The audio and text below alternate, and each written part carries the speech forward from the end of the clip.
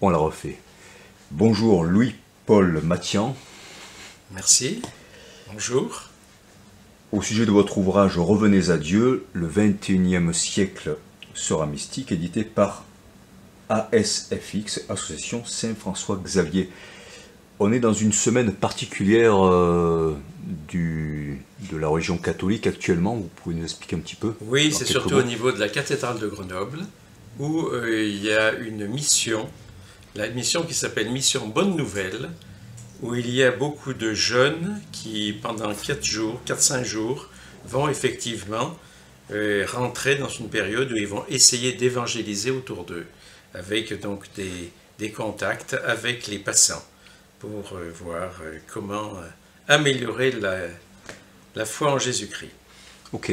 Vous êtes venu me voir il y a quelques jours à la Vina, me proposant à cette occasion-là de parler de ce livre et surtout de votre foi et de votre façon de considérer aussi l'action missionnaire. Ce qui m'a intéressé, c'est aussi par rapport à des sujets d'actualité brûlants, c'est-à-dire la gestion du Covid et toute cette offensive à la fois contre le corps et contre l'âme que permet la gestion de ce fameux virus. On en parlera un petit peu, mais d'abord, j'ai envie de vous demander quelle est votre conception de Dieu? Qu'est-ce que vous avez envie de dire de Dieu aux gens que vous abordez, que vous rencontrez? Le titre du livre, c'est « Revenez à Dieu ». Effectivement, depuis, je dirais, peut-être un certain nombre de décennies, une cinquantaine d'années, soixantaine d'années, Dieu est quand même de plus en plus exclu de la vie de l'homme. Alors que, pour moi, Dieu est essentiel. Dieu a créé le monde et il veut vivre avec les hommes qu'il a créés. Il veut participer au développement du monde.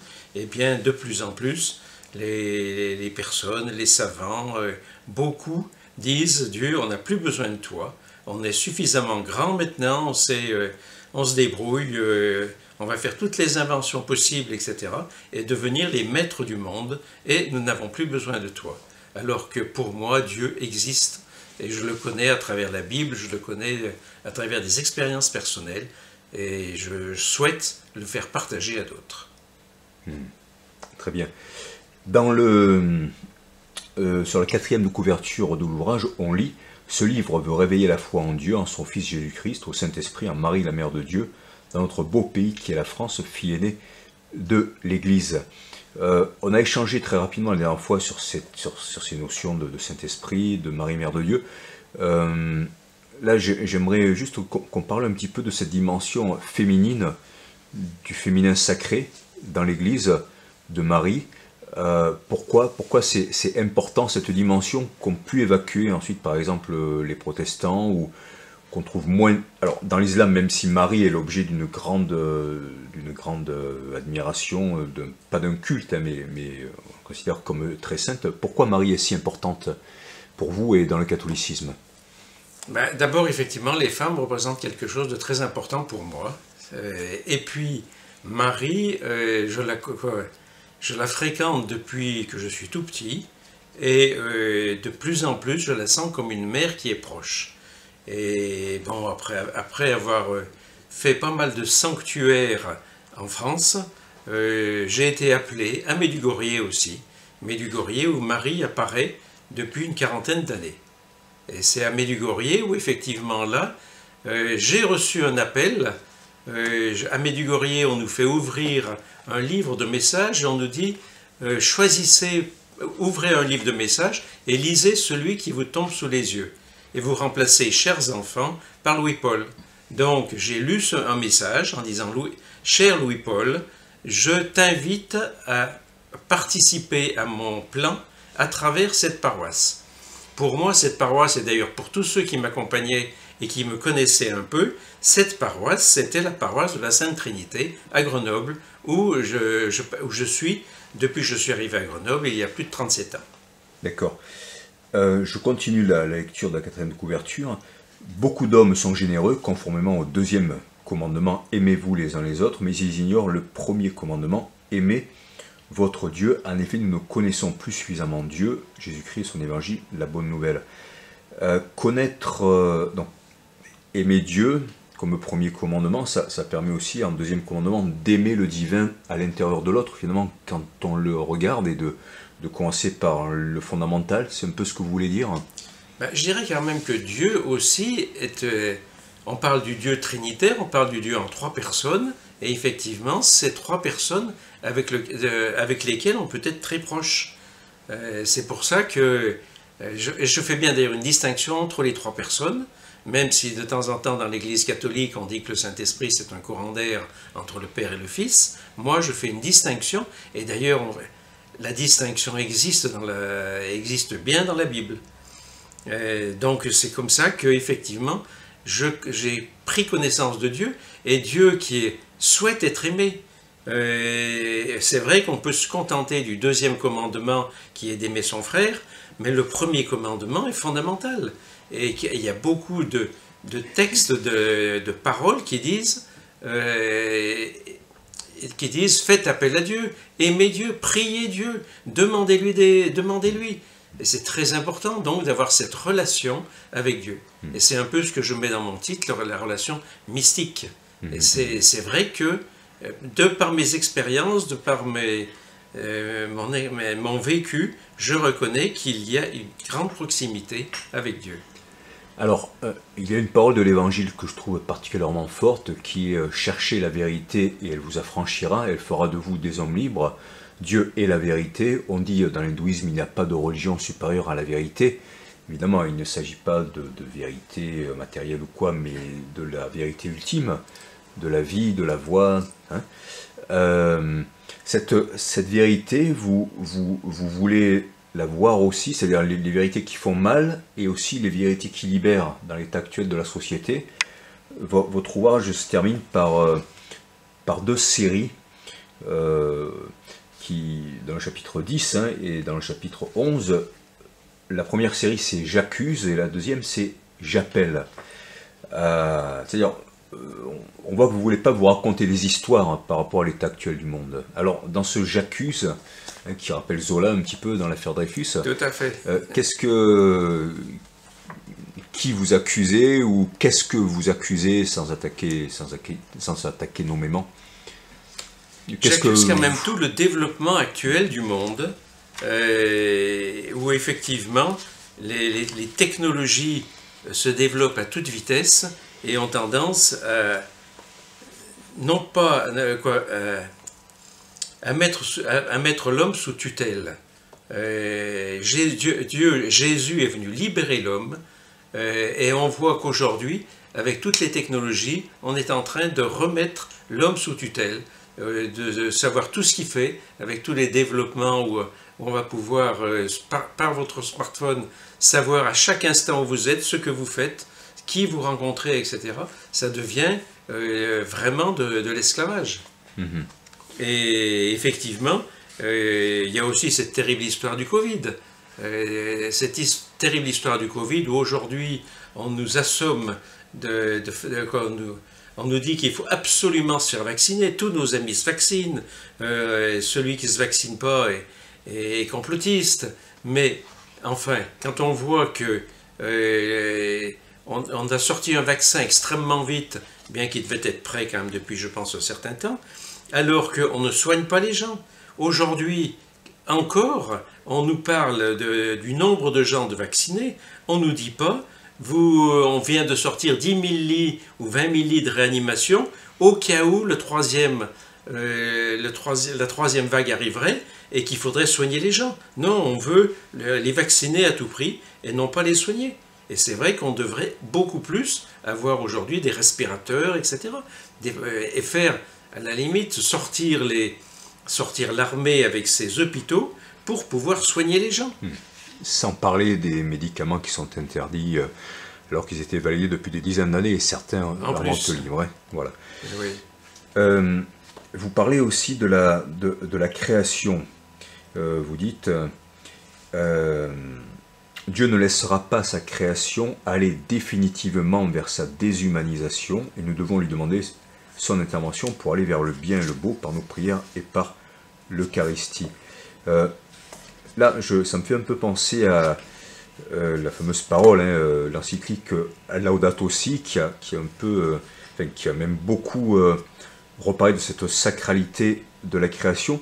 Comment vous interagissez dans la dialectique entre métaphysique et création, entre recherche de l'absolu et création divine du monde, finalement un peu entre le Père et le Fils dans la dimension spirituelle et la dimension matérielle, parce que ça me semble important pour bien incarner la foi. Oui. Moi, je dirais que je suis quand même pas un grand philosophe, pas un grand théologien. Je suis plutôt quelqu'un, un bon ingénieur arrêté, je suis assez manuel. Et c'est vrai que quand je lis la Bible, quand je lis l'Ancien Testament et le Nouveau Testament, quand par exemple je lis l'histoire du serpent d'airain, où ils sont piqués et où les personnes sont mordues par des serpents, en meurent, et Dieu leur dit, ben, regardez le serpent qu'on vous dresse et vous serez sauvés. Donc c'est en regardant Dieu, et le serpent d'airain sera plus tard Jésus mis en croix. Donc c'est en regardant Jésus qu'on peut avoir cette relation et que Jésus peut venir nous sauver. D'accord. Mais je veux dire, par rapport à cette création dont vous dites que Dieu ne la laissera pas aller indéfiniment vers sa déshumanisation, quel serait le rapport juste du chrétien avec la création naturelle? Je pense à la nature, au monde végétal, au monde des éléments, à l'eau, aux animaux. Il y a une façon pour les chrétiens de s'intégrer harmonieusement avec ce milieu. Oui. Qui aujourd'hui est violé. Bien sûr. Moi, je dirais qu'en premier lieu, c'est aimer la vie, c'est aimer toute la création, c'est voir une fleur et dire elle est extraordinaire. Et c'est beaucoup plus grand. C'est quand même à partir de ça. Un jour, j'étais en retraite et il y a une animatrice qui m'a dit, après avoir une bonne discussion, tu aimes la vie. Et c'est vrai que ça m'avait choqué à ce moment-là. Puis je crois que c'est quelque chose de fondamental. Et aimer la vie, aimer les fleurs, aimer l'homme et la femme très différents, aimer un tas de choses. Et c'est ça, préserver la création et préserver le sens que Dieu a voulu dans cette création. Savoir qu'il y a une intelligence, une harmonie, un ordre qui nous a produit, qui nous soutient à chaque instant par le souffle. C'est ça aussi le Saint-Esprit qui à chaque instant nous soutient par le souffle, sans quoi nous nous écroulons. Hein. Nous soutient avec le ciel. Et c'est pas pour rien que le pape s'est nommé François par rapport à Saint François d'Assise, le Laudato Si, Signor per tutte le tue creature, etc. Et donc là, effectivement, par le transhumanisme, par la génétique, par les vaccins OGM, etc., on fait violence à cette vie. Et c'est un projet diabolique parce que diabolos, ça veut dire ce qui sépare. On a fait exploser l'atome par la fission de l'atome. On fait exploser la famille, on fait exploser la conscience de l'homme, etc. Et c'est vraiment faire exploser tous les sanctuaires, qu'ils soient naturels et spirituels. On est un peu dans cette entreprise-là. Oui, et revenir à Dieu, c'est vraiment rechercher Dieu essentiellement par l'écoute de sa parole dans la Bible, entre l'Ancien et le Nouveau Testament. Alors, je posais une question... ceux qui suivent un petit peu mes actions, mes interventions, et avec des collectifs ou des mouvements politiques engagés, savent que je suis allé plusieurs fois chercher les chrétiens, les catholiques, les musulmans même, pour s'engager dans la période actuelle. Qu'est-ce que vous pensez de la réaction de la communauté catholique ou chrétienne au sens large par rapport à cette oppression et cette déshumanisation que permet la gestion du Covid? C'est difficile. Disons que déjà dans l'Église, il y a quand même... je fais partie de l'Église catholique. Et dans l'Église catholique, il y a déjà différents mouvements. Il y a effectivement le mouvement des modernistes, de la modernité, qui a tendance justement à vouloir aller dans le sens des développements, dans le sens de l'obéissance aux technologies, etc. Et c'est dans ce sens-là où on s'éloigne quand même, où on fait violence à la relation avec Dieu. Je crois que l'importance, c'est bien de remettre Dieu au centre du monde et ne pas vouloir se débrouiller tout seul. Très bien. Alors, vous parlez aussi du paradis. Alors, il y a des notions comme ça qui deviennent presque has-been dans l'Église actuelle ou ailleurs. Bon, même si certains en parlent, on parle du retour du Christ, de la parousie, mais De quelle façon vous représentez-vous le paradis alors? Le paradis, disons que je crois déjà à la vie éternelle. Pour certains, peut-être pas pour tous, mais pour certains, et effectivement, il y a la naissance, et puis ensuite il y a la vie. Ce matin, justement, le prêtre de la paroisse en parlait, comme quoi on est en pèlerinage sur Terre, comme quoi on est émigré sur Terre, et qu'on a toute une période à passer. Et puis ensuite, il y a la mort. Effectivement, la mort, c'est la mort du corps. Pour moi... D'ailleurs, l'âme hors du corps, on pourrait jouer sur les mots. Oui, tout à fait. Donc, effectivement, l'âme quitte le corps, et elle va donc vivre avec le monde que j'appelle le monde immatériel. Le monde immatériel, c'est celui qui est impalpable, que l'on ne peut pas définir, et que les savants d'ailleurs, qui recherchent jusque dans l'atome, qui recherchent toutes les plus petites particules, ben, ils ne trouveront jamais une particule d'esprit, parce que l'esprit c'est quelque chose qui est tout à fait différent. Oui, c'est vraiment un mystère extraordinaire. J'ai un ami musulman d'ailleurs que vous avez rencontré, Soufi, qui dit, dans l'islam on dit, l'univers ne saurait contenir Dieu, mais le cœur de l'homme le peut.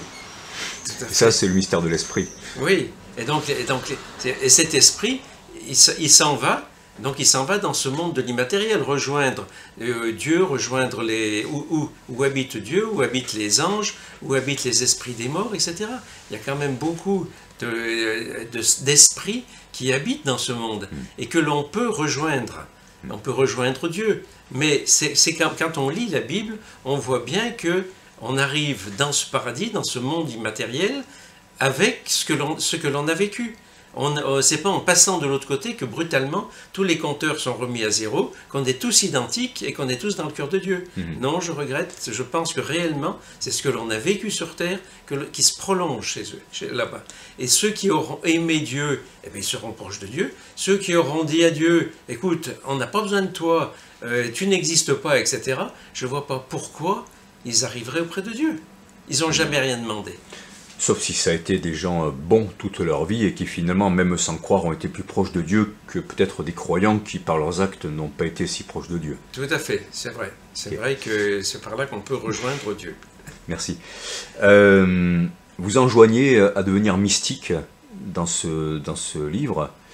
Qu'est-ce que c'est pour vous être mystique et qu'est-ce que ça serait le génie du christianisme? Pour moi, chaque religion a son génie propre, a quelque chose, a son don à apporter au monde. Qu'est-ce que ça serait le génie du christianisme? Pour reprendre l'expression de Chateaubriand. Oui, là vous m'en dites un peu trop. Oui, non, mais quel apport sacré le christianisme a apporté au monde en fait. Oui, pourquoi c'est précieux je rebondis un peu sur le mystique. Le mystique, c'est effectivement être dans une relation directe avec ce monde immatériel. Mais avec toute créature aussi. Avec toute créature. Oui. Chez le mystique. Hein. Oui, oui. Oui, ok. Et quand on parle de religion, effectivement, la religion, c'est relier. C'est relier ce monde mystique, ce monde immatériel à nous-mêmes. Donc après, il y a différents moyens de se relier. Et chaque religion, effectivement, cherche à faire cette liaison. Avec cette idée dans le christianisme que ce n'est plus ni la loi, ni la naissance qui sauve, mais l'amour et la recherche de la vérité. Ça a été un peu un saut quantique, ça, dans le christianisme, hein, avec ce que le Christ est venu apporter. Le Christ a apporté effectivement l'amour du prochain, l'amour des ennemis, et vraiment avoir sortir une relation. De la loi du talion. Tout à fait. Oui. Donc le Christ a apporté quelque chose par rapport à tout ce qui était l'Ancien Testament, mais il prend quand même la suite de l'Ancien Testament, et d'ailleurs Jésus était juif, donc effectivement il s'est bien inscrit dans toute cette lignée. Oui, avec toute cette question, quel lien il a pu avoir avec les Esséniens, etc. Bon, c'est quelque chose qui est absolument passionnant. Est-ce que vous voulez nous lire un passage qui vous tient particulièrement à cœur de votre livre, Louis-Paul? Oui, je sais, c'est ce que je me doutais que vous alliez répondre ça. Ou est-ce qu'il y a une parabole? Moi, je dirais surtout ce que je me... dans ce livre, je focalise sur la vérité, la vérité des miracles, la réalité physique des miracles. Je focalise là-dessus pour bien montrer que la puissance de Dieu, la puissance du monde immatériel est bien supérieure à la puissance du monde matériel. Et que quand il y a des miracles qui se produisent, ils sont inconnaissables par la science d'aujourd'hui, mais il n'empêche qu'ils existent. Dans ce livre, quand je dis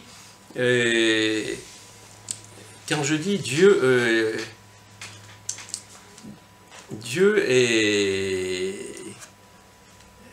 On peut démontrer Dieu. Dieu est scientifiquement démontrable. Ah, c'est bien, on rejoint la gnose quelque part, même si elle était hérétique. Alors là, effectivement, les savants vous diront, c'est pas possible, on ne peut pas démontrer que Dieu existe.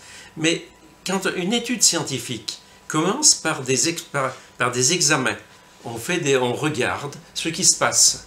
Et quand on voit des faits aujourd'hui qui se passent, bien déjà dans la Bible, tous ceux qui sont indiqués, comme la multiplication des pains, etc., on a ces faits. Maintenant, on peut dire, c'est pas vrai, on n'y croit pas, etc. Mais quand vous avez une répétition comme ça de faits qui sont décrits dans la Bible et dans nos vies, aussi on vit personnellement des expériences qui sont marquantes, eh bien on ne peut pas dire que ça n'existe pas. Bien sûr, donc, il y a les rêves prémonitoires, il y a les expériences de mort imminente. Il y a des choses qui convergent à travers toutes les civilisations, hein, oui, d'ailleurs. Oui, mais même des apparitions et des disparitions de matière, par exemple. J'en ai une expérience personnelle très profonde. Eh bien, ça dépasse la connaissance scientifique. Vous voulez en parler de cette expérience d'apparition-disparition de matière? Oui, très rapidement. Disons que je me suis toujours, depuis des années, je me bats même avec des prêtres de l'Église catholique qui ont tendance à dire les miracles, ça n'existe pas, il faut les prendre sous le terme de symbolique. Et pour moi, je ne suis pas du tout d'accord. Et je leur dis, quand vous lisez un texte de la Bible, un texte de miracle, vous ne pouvez pas...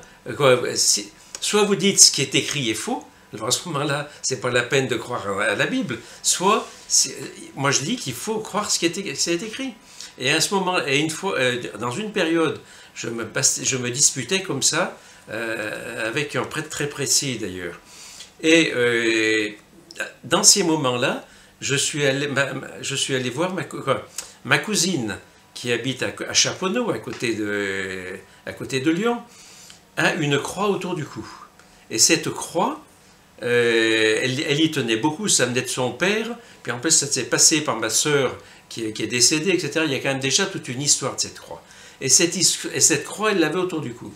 Et un jour, elle va au Châtelard, chez les Jésuites à côté de Lyon, à la messe, et elle descend de sa voiture, et elle me dira après, ma chaîne s'est ouverte, et c'est comme si ma croix s'était envolée. J'ai un journal, j'écris depuis des décennies un certain nombre de choses qui m'arrivent. Donc j'ai bien marqué tout ça. Et donc elle me dit, j'ai cherché par terre, etc. Et ma croix, je ne l'ai pas retrouvée.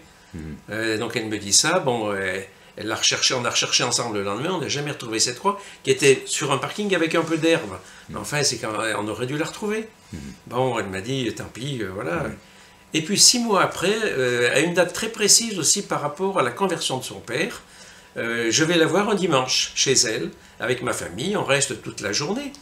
On part vers 5h30 le soir, et elle a une amie religieuse qui vient passer la soirée avec elle, la nuit avec elle même. Donc avec cette amie religieuse, elles ont regardé la télévision, et puis à un moment, elles ont entendu un tintement dans le couloir. Elles sont sorties voir ce que c'était que ce tintement. Elles n'ont rien vu. Elles ont dit, tiens, c'est bizarre. Elles sont retournées regarder leur télévision. Et puis ma cousine a emmené son amie religieuse dans sa chambre, puis ensuite elle est redescendue, regarder la télévision à nouveau. Et en redescendant, posée sur le plateau, sous d'un cadre de Marianique, donc on s'est mélangé avec ma sœur Marianique décédée, elle a retrouvé cette croix. Voilà, c'est bizarre. Et donc ma cousine Geneviève ne se lève pas tôt. Mais le lendemain matin à 7h, moi j'étais rentré sur Grenoble, le lendemain matin à 7h, elle m'appelle. « Louis, qu'est-ce qui t'arrive? Tu aurais pu me le dire. » « Te dire quoi? Que tu l'avais retrouvé. » « Mais retrouver quoi? Mais ma croix. » « Mais j'ai pas retrouvé ta croix. Qu'est-ce que tu me racontes? » Et elle me raconte cette histoire. Ensuite, elle a cherché un peu partout, qui aurait pu la déposer, etc. Mais manifestement, cette croix a été perdue sur un parking au Châtelard, et elle réapparaît aux environs de 6 mois après, mais j'ai des dates très précises, aux environs de 6 mois après, à l'intérieur d'une maison, sur un plateau, au-dessous d'un tableau de Marianique. C'est un fait qui montre que Jésus, que Dieu a voulu me montrer qu'effectivement les miracles existaient, me conforter dans ma position par rapport même aux prêtres catholiques. Par les dates, par les chiffres, par les symboles, effectivement, Dieu nous parle parce que quelque part c'est universel aussi. Les chiffres sont universels, les symboles sont universels, ils cherchent à ouvrir notre cœur et notre intelligence. D'ailleurs, souvent j'aime bien appeler l'Apocalypse le troisième testament. L'Ancien Testament c'est le testament de la loi, le Nouveau c'est l'amour, et le troisième c'est le testament des symboles, qui quelque part nous oblige à ouvrir notre intelligence des symboles à travers l'Apocalypse. On arrive à la fin de cet entretien. Est-ce qu'il y a une parabole des évangiles qui vous marque, qui vous plaît particulièrement? Une parabole... Sûrement plusieurs, mais voilà, une qui vous viendrait à l'esprit maintenant. Celle qui est très connue, c'est l'enfant prodigue. Je pensais à celle-là, justement. Oui. C'est l'enfant prodigue où, effectivement, l'enfant revient et le père lui ouvre ses bras. Et l'accueille avec grande joie, sans lui tenir rigueur de tout ce qu'il a fait. Mais, ce qui rejoint le titre de votre livre, Revenez à Dieu. Tout à fait. Il y a un très beau tableau de Rembrandt. Je vais aussi un peu plus loin, c'est-à-dire qu'il y a le deuxième fils. Le deuxième fils qui est souvent mal vu, qui est souvent critiqué. Vous vous rendez compte, il n'accepte pas le retour de son frère. Mais ce que je retiens bien, c'est que le père lui dira, toi, tu as toujours été près de moi. Et tout ce qui est à moi est à toi. Ça veut dire que l'autre, il est revenu. L'autre, il est accueilli à bras ouverts, mais il n'aura pas tout à fait la même position par rapport à celui qui, toute sa vie, aura été proche du Père. Et je crois que ça, c'est souvent une partie de cette parabole qui est un peu négligée. Très bien. Bon, merci. Donc on arrive à la fin de cet entretien. Revenez à Dieu. Le XXIe siècle sera mystique, par Louis-Paul Mathian, édité par ASFX. On peut le trouver dans des librairies, le commander bien sûr, un petit peu plus haut le livre, parce qu'on ne le voit pas trop là. Voilà, et reculer un petit peu vers votre visage pour faire la mise au point. Voilà, ok.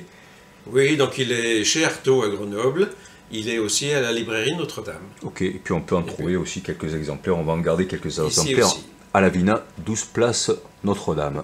Merci beaucoup. Eh bien merci.